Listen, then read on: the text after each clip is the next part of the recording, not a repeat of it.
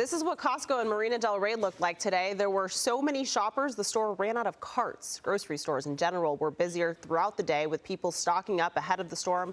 Looks a lot like March 2020, doesn't it? Back then, it was toilet paper flying off the shelves. Today, bottled water. People also waited in long lines in gas stations to fuel their vehicles. Boy, that reference brings back some memories Yeah, to the early days of the pandemic. Not good ones either, Yeah. seeing those empty shelves.